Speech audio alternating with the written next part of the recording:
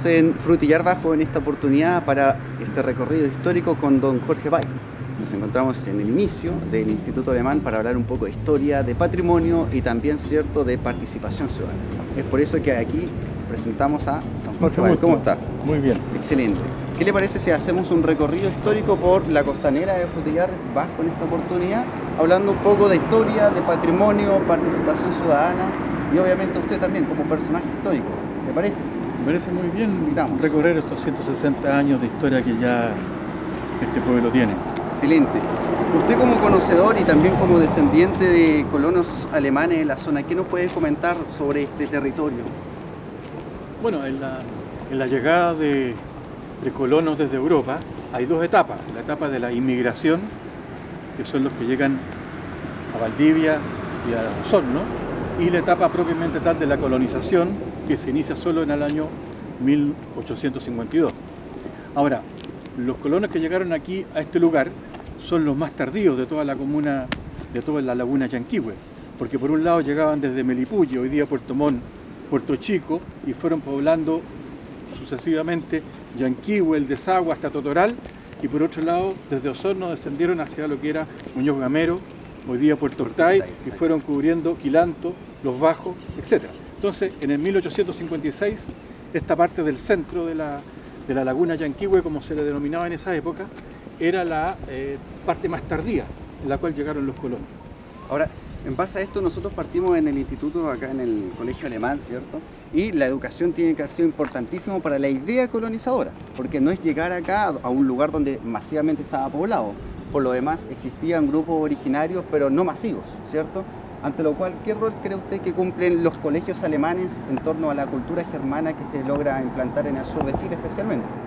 Aquí las expediciones españolas desembarcaban en Ancud, se organizaban, reclutaban pueblos nativos, atravesaban el canal de Chacao y desde Carelmapu se dirigían hacia el norte, hacia Valdivia y hacia Osorno, y los huilliches los esperaban en la cordillera del Sarao para atender la emboscada. Entonces esto fue durante más de 100 años un teatro de operaciones de la guerra en la cual no quedaron pueblos originarios y nadie quería vivir aquí. Los huilliches que se pudieron escapar, se escaparon a otros lugares y esto estaba entonces deshabitado. Es por eso que el gobierno de Manuel Bulnes y posteriormente Manuel Montt decidieron ir a buscar personas que estuvieran en condiciones de hacer producir estas tierras y de integrarlas al territorio nacional con el objeto de darle continuidad a todo el territorio y con eso contrapesar algunos apetitos geopolíticos que pudieran haber de ocupar estas tierras. Claro, a la medida que van haciendo productivas las tierras con este pensamiento capitalista de la producción, ¿cierto? ¿Qué nos puede ir comentando de Frutillar en este caso, Frutillar Bajo, que nos convoca en esta oportunidad? Sobre la llegada misma, esto no fue concebido como asentamiento humano.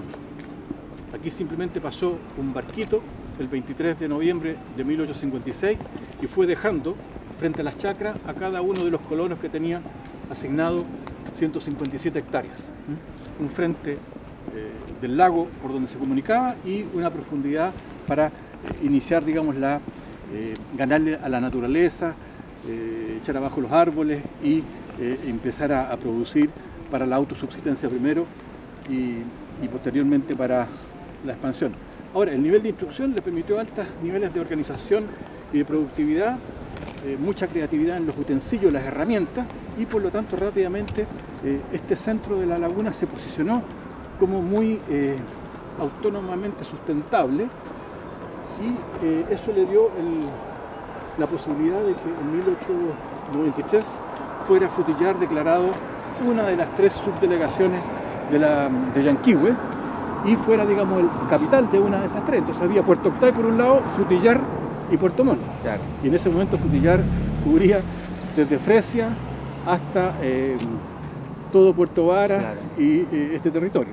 Es decir, que era el reconocimiento que le hizo el gobierno chileno de la eficiencia o de la organización que había logrado este grupo de colonos en este lugar y el tamaño, digamos, de estar reconocido como Villa Frutillar y ser una de las 3 grandes subdelegaciones de la Yanquihue. Eso es sumamente importante lo que usted nos comenta, porque estas subdelegaciones en Puerto Varas, que posteriormente va a tener un protagonismo, ¿cierto?, dentro de la cuenca del lago Yanquihue, la gente de Puerto Varas no conoce que en un inicio la municipalidad o el ayuntamiento estaba acá. Sí. Los documentos históricos que en algún momento llegasen a existir se encuentran en un inicio en la municipalidad de Frutillar. Claro. Puerto Varas pertenecía a Frutillar, básicamente. Ahora, ¿qué cree usted que llevó a la hegemonía, en este caso, de Puerto Varas? Porque Puerto Varas está teniendo un protagonismo que tal vez tendrá que ver con el comercio, tal vez tendrá que ver con la vinculación con la Argentina, tal vez tendrá que ver con los capitales que llegan, pero al parecer Puerto Varas va adquiriendo un protagonismo que Frutillar y que Muñoz Camero, Puerto Octay posteriormente va en decaída. ¿Qué cree usted que fueron las variantes? Yo creo que inicialmente se tomó como la actividad agrícola y de agroindustria, o primeras agroindustrias, artesanía que se desarrollaron. Posteriormente, digamos, la capital de Frutillar fue trasladado a Puerto Chico. Claro.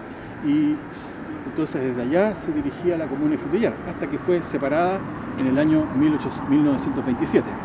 Yo creo que eran fundamentalmente las comunicaciones, porque Puerto Chico se prestaba mucho más para hacer un eje de que vinculara con Puerto Montt, donde llegaban los barcos que eran de mucha importancia, estaba toda la circulación con California. Puerto Mayor se transforma en Puerto Montt.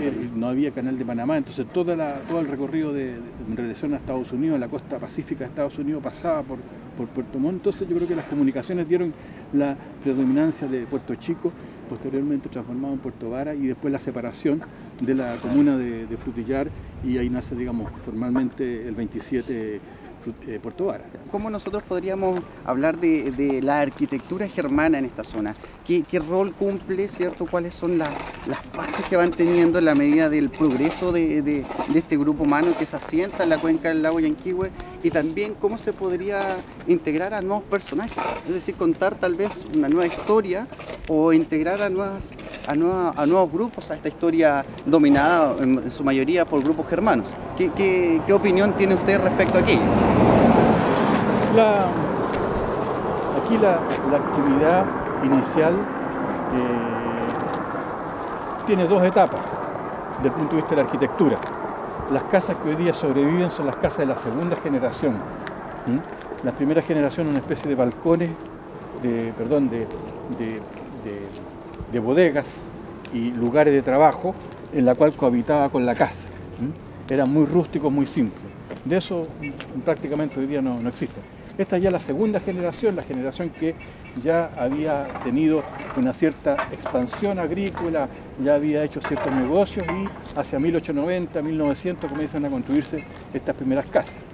Y ahí nace de un poco la arquitectura patrimonial existente, y Carlos Richter fue uno de los descendientes de colonos, de Martín Richter, que es los que más rápidamente hizo negocios, fortuna y ganancia, empezó a comprar territorio, y por lo tanto es muy reconocido aquí en esta ciudad por los aportes que le hizo a la agricultura, un molino, un almacén, extensiones agrícolas, etcétera, etcétera. Bueno, usted dentro de esta recopilación histórica que ha hecho, usted ya tiene un libro, bueno, debe tener varios, ¿no? Uno solo sobre Frutillar. Y está sacando ahora una nueva edición, en donde usted logra o desea integrar a nuevos personajes. Nos comentaba fuera de cámara, ¿no? ¿Qué nos podrían comentar respecto a aquello? ¿Cómo es que se va construyendo esta historia de Frutillar, esta historia lacustre, pero también logrando la idea de que acá también llegaron posteriormente una gran cantidad de chilotes a trabajar, por ejemplo? Considerando la situación que tenía Chiloé económica, esta zona trajo mano de obra interesante, trajo grupos trabajadores importantes. Posteriormente vienen los chilenos de la zona centro también, con la crisis del 14, del 15, ¿cierto? Después del 29, entonces esta zona como que llama la atención al parecer a nuevos grupos. Sí, el periodo en que estuvieron los colonos solos es muy escaso, porque inmediatamente ellos necesitaban fuerza de trabajo, mano de obra, y empezó a llegar, digamos, particularmente los flujos desde Chiloé y desde los asentamientos huilliche. En ese sentido es que hubo prácticamente desde los 1860 en adelante una participación activa por parte de los pueblos originarios. Ahora, desde el punto de vista de cómo se va haciendo esa integración, yo creo que la diferencia con los problemas culturales y las disputas de tierras que hay en la zona de la Araucanía es que aquí estaba vacío, que aquí no habitaba nadie. Por lo tanto, no tuvieron con nadie con quien disputarse los colonos, simplemente llegaron los flujos a trabajar y se incorporaron, digamos, a esta organización nueva de la agricultura, de la artesanía y de la agroindustria que estaba surgiendo aquí en Frutillar. Bien, entonces finalizamos en unos metros más allá para poder observar la Casa Richter, comentarnos un poco de aquello y posteriormente ya dar pie a nuevos temas que se nos vienen en la ciudad, que podrían ser desde el patrimonio y su rol activo ciudadano, ¿cierto?